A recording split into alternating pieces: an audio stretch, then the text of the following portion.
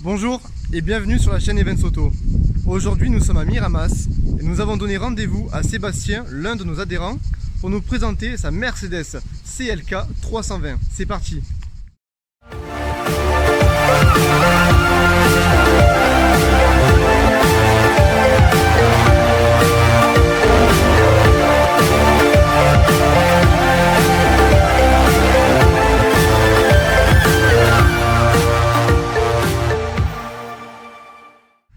Salut Seb. Salut Nathan. Allez, je te laisse la parole, présente-nous ta voiture. Je présente mon CLK 320 de 2002. Ouais. C'est un V6 essence de 218 chevaux. Voilà, donc c'est une voiture que j'apprécie beaucoup. Je suis très attaché à Mercedes en plus. C'est une 218 chevaux pour un V6? V6 218 chevaux. Ok, d'accord. Ça consomme un peu, mais c'est de l'ordre de 10 litres au 100. 10 litres au 100? Ouais, Ça va reste encore, raisonnable. c'est raisonnable pour un V6. Pour un V6, c'est raisonnable. Elle est de quelle année? Elle est de 2002. Ouais, C'est une importation belge à la base. d'accord. Elle est montée avec un châssis sport, donc ce qui fait pas une énorme différence sur ce type de voiture, parce que ça reste des routières quand même. Ok. Sur les petits virages, c'est un peu lourd. C'est quelle catégorie de voiture? C'est une berline? Alors ils appellent ça des coupés sport. En fait, c'est un mix entre une classe C et une classe E. Ok. On va faire un coupé de la classe E de l'époque, qu'ils ont renouvelé dans les années 2000. Ouais. Tout le châssis, c'est le châssis d'une classe C, et tout l'intérieur, c'est l'habitabilité d'une classe E en fait. D'accord. On est très très confortable dedans. Ils ont mixé justement la classe C et la classe E, c'est Voilà. ça? Ok. Bon. Je vois, il y a beaucoup de chrome sur ta voiture de baguette. Alors ça, C'était une option? En fait, il y a deux finitions de base. Il y a Ouais. la finition élégance, comme celle-ci, c'est une D'accord. élégance, qui est plus basée sur des finitions de confort. Et après, il y a la finition avant-garde, qui est plus typée, un peu plus sportif dans les finitions. Les pare-chocs sont différents. Donc là, c'est quoi? C'est une édition élégance? Ça, c'est une élégance. Donc dessus, il y a d'origine boîte automatique sur les 320, c'est boîte automatique, 5 rapports. Ouais. Qu'est-ce qu'il y a d'autre? L'alarme, les radars de recul, des sièges en cuir d'origine, et tout le prééquipement audiophonique en fait. Donc là, d'origine, j'ai très très bon son. Donc c'est une 3 portes, ce n'est pas une 5 portes, c'est ça? C'est une 3 portes, c'est un coupé. Là. Tous les CLK, c'est que du coupé? Les CLK, c'est que les coupés. C'est ou coupé 2 portes, parce que Oui, c'est pas considéré comme une troisième porte le coffre, ouais. sur certains véhicules. C'est des berlines tricorps en fait. Et ils ont fait aussi ce modèle-là en décapotable, et pas plus. D'accord, Voilà, ok. c'est Mais coupé. en décapotable, ce n'est pas la SLK, c'est différent la SLK. Si, non, c'est pas un SLK, c'est un CLK. Voilà. Parce qu'il y a eu, ils ont fait la SLK qui était pour 2 places, ils ont fait aussi la CLK qui était Ils ont fait CLK, Ouais. et ils ont fait le CLK, donc ça c'est une C209, le code constructeur, et le cabriolet c'est le A209, Ok, qui a d'accord. été remplacé par la classe E, la C207. D'accord. C'est des jantes d'origine celle-ci? Alors, jante d'origine 17 pouces. Ah ouais, avec la télécommande dessus. Et l'avantage du coup c'est qu'ils ont gardé, en fait ils ont construit ce modèle-là comme base pour faire la décapotable. D'où cette grande ouverture en fait. Que l'on voit en fait. Là en fait, t'as aucun montant, donc ça te fait une grande ouverture. Tout à fait. Et ça c'est plutôt confortable.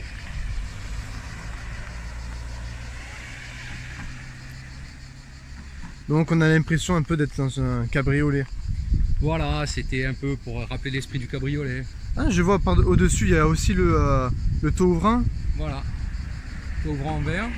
Alors ça c'était une option, sinon c'était le toit ouvrant en tôle. Donc voilà, il y a quelques options assez intéressantes. Ah, parce qu'en fait, c'est-à-dire que là, tu as un toit ouvrant qui est soit en tôle, soit c'est une vitre. Ça c'est une vitre, et là je l'ai en vitre, voilà, elle est teintée. Je fais un peu le tour de la voiture. C'est une couleur spécifique ce bleu? C'est le... Je sais plus ce que c'est ce bleu, c'est bleu tanzanite. Bleu tanzanite? Alors c'est du bleu métallisé en fait. Si on s'approche bien, bon bah là malheureusement il a plu il y a 2 minutes. Ouais. Donc bon, c'est un peu difficile à voir. Mais on voit les petites paillettes métallisées en fait. Cette voiture est considérée comme une Youngtimer. Hein. Ça, c'est. Voilà, elle commence à peine à rentrer dans les Youngtimer. Elle est de quelle année? 2002. 2002, oui, ouais, c'est une Youngtimer. Youngtimer, ça rentre à partir de 20 ans de création ou d'existence, ouais. Enfin, de mise en circulation. Elle a 19 ans, donc on y a dû juste, comme tu dis. Ouais, bon, dans les 20 ans. on n'est pas à une année près. Hein. Après, c'est les voitures qui sont très très faciles d'entretien. Ouais. Peu coûteuses en entretien. Ça reste sobre, comme on disait tout à l'heure, 10 litres au 100 pour un V6. Les pièces, on les trouve relativement facilement encore.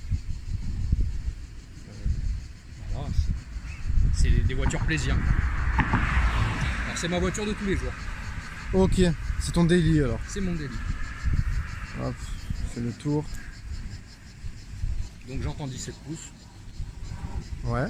Alors j'ai une montre mixte, j'ai du 225 à l'avant, 245 à l'arrière. Ça Alors, c'est lié au fait qu'elle ait un châssis sport. alors ok, donc ça veut dire que si t'as un châssis sport, t'as une différence au niveau de la largeur du pneu, c'est ça? J'ai une différence sur la largeur des voies en fait. C'est-à-dire que les roues sont un peu plus écartées. Ouais. Elle est légèrement surbaissée de 3 cm. D'accord. Et en fait j'ai des comment ça s'appelle, la barre anti-roulis qui est légèrement plus grosse que sur la version normale. Après il y a des pièces qui sont en aluminium, contrairement à d'autres qui sont en acier sur le châssis standard. D'accord. Mais ça ne crée pas une réelle grosse différence. Ce qui va faire la différence, c'est au niveau des amortisseurs d'origine. Ouais. Là ils sont durcis en fait. Ah d'accord, ok. Et elle est rabaissée ta voiture ou pas? Elle est rabaissée d'origine. Ok. Bon là on voit pas très bien parce qu'elle est légèrement élevée. Mais il y a 3 cm en moins par rapport à la version standard. D'accord, alors c'est quand même une berline coupée. Est-ce que tu peux me montrer le coffre? Parce que le coffre sur une berline c'est assez important. Oh, elle est pas mal. C'était ça en option D'origine, dès 2000. C'était même pas en option, c'était sur toutes les Mercedes de cette époque-là. T'as un grand coffre. Voilà. Bon, j'ai pas la roue de secours malheureusement. C'était en option. Et t'as une trappe là-bas pour justement pouvoir. Alors, je peux baisser les sièges. Ah, avec une petite manette. Donc j'ai une petite manette ici. Bon, je vais baisser que celui-ci parce qu'il y a le siège enfant. Ah, c'est génial. Fait, quand tu déclenches ici, ça te prévient en tant que conducteur. Tu as une petite languette rouge que tu vois dans ton rétroviseur. D'accord. Pour te dire attention, le siège il est pas accroché. Ok, ça pour les deux côtés.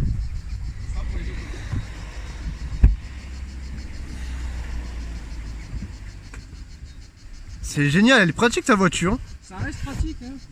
En plus, c'est plat. J'ai des collègues qui ont fait des déménagements avec des CLK. Bon, après la hauteur de chargement est pas très haute. Hein. Ouais, mais c'est normal. On sent le passionné Mercedes quand même. Ah, mais t'as aussi le. J'ai même le.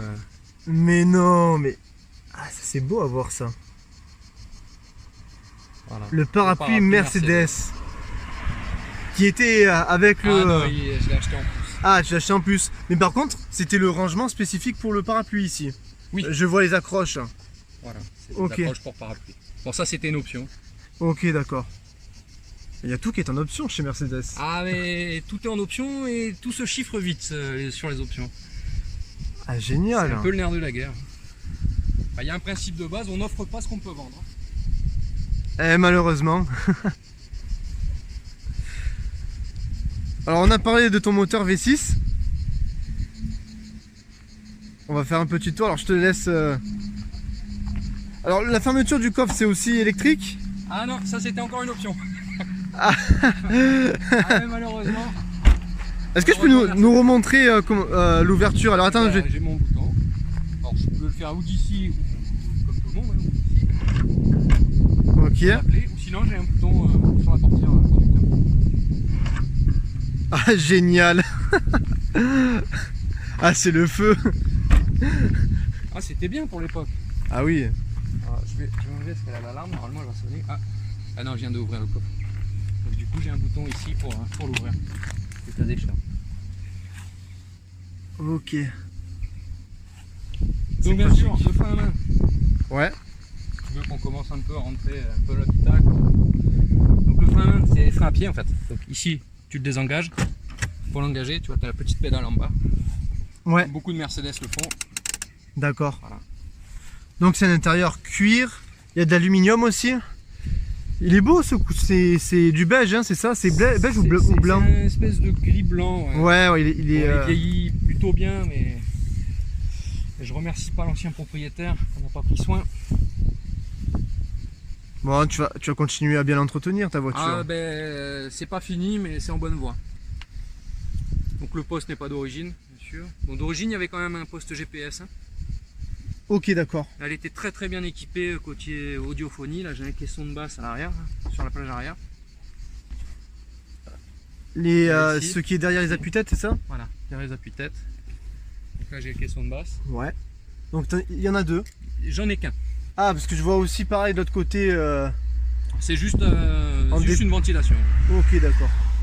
Alors, ça dépend des systèmes. Il y a des systèmes Hartmann et Cardon, il y a des systèmes Donc c'est une 3 places ou c'est une. Ah, c'est une 4 places. C'est une 4 places. Ça reste découpé. Mais ces 4 places, il y a de l'espace pour 4 adultes. Hein. Voilà, 4 adultes. Donc, ah ouais, génial. Ma fille qui s'assied ici, elle se régale. Porte le gobelet. Les vitres. Voilà, bon, les sièges en cuir c'est plutôt appréciable, sièges en cuir chauffant, en queue à l'avant. Ouais. Donc, malheureusement j'ai pas l'option siège électrique, ce qui est plutôt un atout sur les Youngtimers parce que c'est le genre de choses qui tombe vite en panne. D'accord. Très très vite en panne. Donc l'alarme d'origine, le toit ouvrant en verre. Voilà. Que du régal quoi. C'est génial. Hein. Ce type de véhicule avec 150 000 km, combien ça coûte sur la côte, sur le Bon Coin, sur la centrale? Alors, aux alentours de 150 000 km, tu peux taper presque les 10 000 euros quand même. Encore d'occasion. Ouais. Allez, on va dire 9 000 euros. Celle-ci elle a 286 000, ce qui paraît beaucoup pour les gens qui ne connaissent pas. Alors certains te diront 286 000 c'est beaucoup. Ce sera après ceux qui connaissent. C'est le moteur type M112, donc V6 Atmo 3 litres 2. D'accord. C'est des moteurs qui sont increvables. Je ferai 500 000 avec. Ouais, surtout si tu l'entretiens. Surtout si tu entretiens. Et sachant que l'entretien, c'est 100 euros par an. C'est 100 euros par an? Ah oui, c'est une pas vidange cher par an. Après, ce que je pourrais conseiller à ceux qui achètent ce type de véhicule, c'est à l'achat, tout de suite faire vidange de tous les fluides. Oui. Moteur, boîte, pont. Frein, direction assistée. De frein, oui, liquide de direction assistée surtout parce que ça a tendance à. T'as de l'aluminium même au niveau de le contour oui. des débuts. Alors du coup là il a un peu sauté là au niveau des. Ah c'est génial. Hein. Ce que j'aime dans ta voiture c'est qu'elle est claire. Donc tu vois c'est pas un véhicule qui est sombre. Oui, on voit tout de suite. Donc on a plus de luminosité tout de suite. Exactement, on se sent moins confiné et en plus on a un toit ouvrant. Et justement toute la largeur de la voiture, il n'y a aucune vitre. Et ça, ben, c'est génial. Je n'ai aucun montant, donc je peux venir. Et là, on va vraiment... Alors, la voiture a pris le pollen et la pluie de tout à l'heure. Mais on peut vraiment rentrer dans la voiture de l'arrière jusqu'à l'avant. Et tout filmer. Même pour moi, pour filmer, c'est vraiment génial. C'est pratique. Alors, les places à l'arrière. Avec bien sûr 4 vraies places et bien sûr les appuis-têtes qui étaient réglables aussi comme à l'avant. Là les appuis-têtes je peux les relever à la main et si jamais ça me gêne pendant les manœuvres, j'ai un bouton sur le tableau de bord pour les baisser. Ok. Donc je te montrerai tout à l'heure si tu veux quand on fera un test routier. Oui. Ce qui est pas mal aussi c'est que la boîte à gants là du milieu elle est réfrigérée. Donc tu mets tes petites bouteilles d'eau. Alors tu veux dire celle-ci. Celle-ci. Alors il y a double, il y a la petite ici pour mettre tout ton bazar, les lunettes en l'occurrence, et la grande qui est verrouillable avec une ventilation dedans. D'ailleurs si tu passes ta main, bon malheureusement pour les auditeurs, vous ne vous rendrez pas compte, mais c'est froid dedans. On vient de rouler il y a 10 minutes. Qui fonctionne avec la clim alors? Qui fonctionne avec la clim. Quoique même en hiver, des fois j'ai quand même du froid dans la boîte à gants. C'est indépendant. C'est des bisounes, mais ça me met quand même du froid dans la boîte à gants. C'est génial. Tu veux bien me montrer ton moteur V6 s'il te plaît? On va essayer de le voir comme on peut. Après ça reste des berlines, donc il y a quand même beaucoup de cache plastique. Ouais. J'aime beaucoup ces montants avec les baguettes qui prennent vraiment la courbe de la voiture. C'est vraiment beau, c'est vraiment élégant. T'as même la poignée qui est, je me suis pas arrêté dessus, c'est chromé ou c'est de l'alu? C'est chromé avec les baguettes.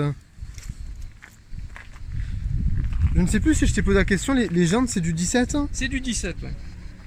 Alors faut faire très attention quand tu inverses, hein, parce qu'il y en a qui ont tendance à inverser les pneus avant-arrière. Là tu peux pas. Ouais, et surtout que tu m'as parlé. C'est même pas du tout les mêmes jantes. Donc voilà le fameux V6, le M112. qui est le V6 3 litres 2 atmosphérique, Ouais. qui est une très très vieille construction de chez Mercedes. Et bon, malheureusement ils l'ont arrêté. Enfin, heureusement pour eux, parce que ça en entretien, c'est rien. Alors la particularité de ce type de moteur, c'est que c'est des moteurs à double allumage. Donc j'ai 12 bougies. Ok. Et ça c'est lié au fait que des normes anti-pollution de l'époque. On va voir, on va essayer de voir un peu, mais tu verras pas trop. Donc ça reste des moteurs très compacts. Sachant que là vous avez beaucoup d'espace parce que ce véhicule a été conçu aussi pour le V8, le M113. Ouais. Donc bah, du coup tu as la place de rajouter encore 2 cylindres. Ah ouais. Non, pour l'époque ils avaient surtout prévu tout ce qui était normes anti-pollution, donc pompe à air secondaire, pompe à eau secondaire, double allumage, je sais plus ce que c'est, je crois que ça doit être 1,3 €. Pour 2002 c'était pas mal. Alors la date de production, enfin, les premières sorties c'est pas 2002, c'est comme ça doit être 2001. 2001 ouais. Elle fait partie des premières, quand j'ai regardé le numéro de série, elle se finit par 657, donc ça doit être certainement la 657e de ce modèle là. Ils avaient un modèle avant aussi, CLK, avec le même type de moteur, qu'ils ont renouvelé dans les années 2000. Ok. Et vraiment je vous dis, hein, pour entretien, ça c'est le filtre à air. Quand tu le changes, tu le changes comme ça. Tu arrives, tac, tu déclipses. Ah, c'est juste des agrafes. Tu as le filtre d'habitacle. Ok. Ouais, souvent c'est le plus compliqué à retirer parce qu'il est caché. En général, il faut aller en dessous de la boîte à gants, dans le véhicule. Ouais. Là, hop, ils y ont pensé. Ils ont pensé aux mécaniciens surtout. Parce que le taux de main d'œuvre là-dessus, ça monte assez vite. Donc tu m'as dit, c'est un V6 de 218 chevaux. 18 chevaux. On va essayer? Allez.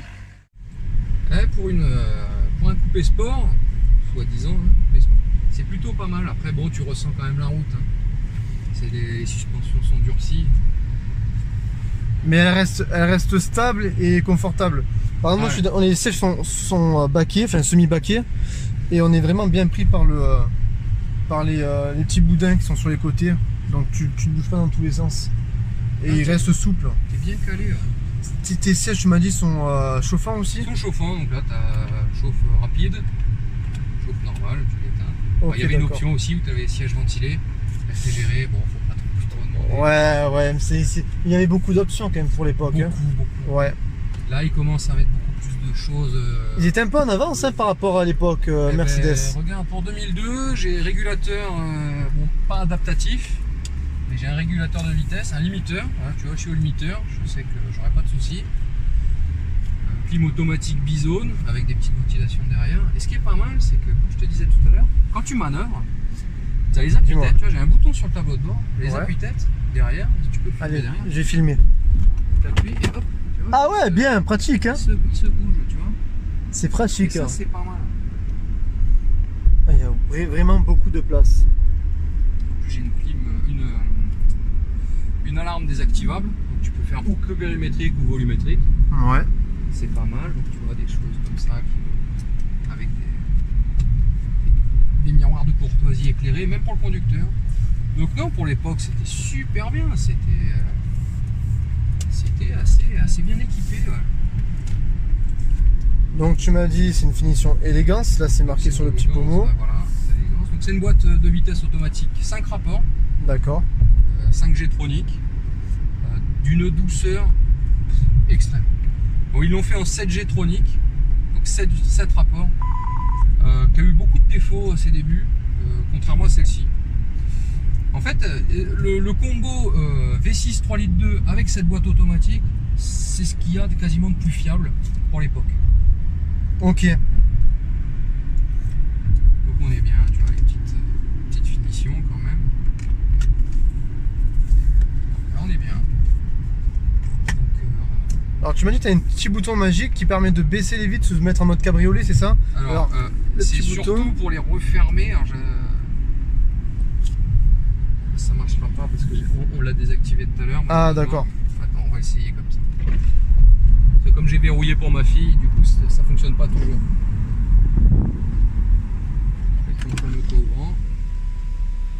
C'est génial. Je me suis déjà fait des grands trajets. Ouais. T'es pas fatigué quand t'arrives. Il faut se dire que sur l'autoroute, elle consomme quand même beaucoup moins aussi. Ouais, tu t'en as cette liste. Elle est faite pour l'autoroute. Hein. C'est ça. Après, ils ont fait ça, ils ont fait ces véhicules-là avec des moteurs 63 AMG, quoi. Ouais. Qui sont les 360 chevaux. Et tu as vu, tu les sens pas les rapports passés. Non. C'est très doux. Elle est douce. On va fermer un peu. Hop, fameux bouton magique. Ce véhicule, il va attirer quel type de clientèle? Les Youngtimers. Ceux qui cherchent des Youngtimers ou ceux qui cherchent à faire un peu de mécanique sans prise de tête. Ok. C'est d'une simplicité extrême ce genre de véhicule. Ça coûte pas très cher en entretien. Après, effectivement, moi c'est mon délit, donc au quotidien, 10 litres au 100 de 98, ça pèse un peu, ouais. Alors ça se passe très facilement à l'éthanol, sans reprogrammation. Ok.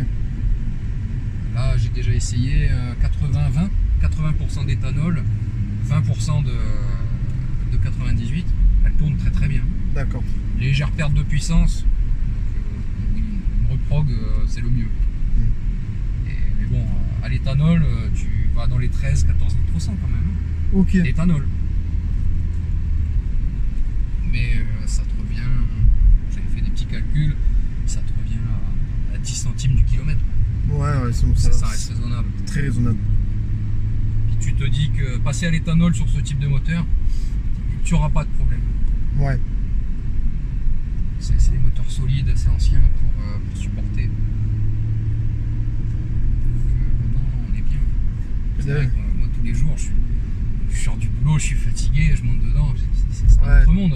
T'es requinqué, t'es frais pour rentrer à la maison. Bah, merci Seb.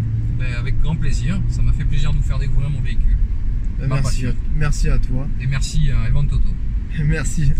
Si vous aussi vous souhaitez présenter votre véhicule, n'hésitez pas, vous pouvez nous contacter à la fin de la vidéo. Il y a notre adresse mail, vous pouvez nous contacter via aussi les réseaux sociaux.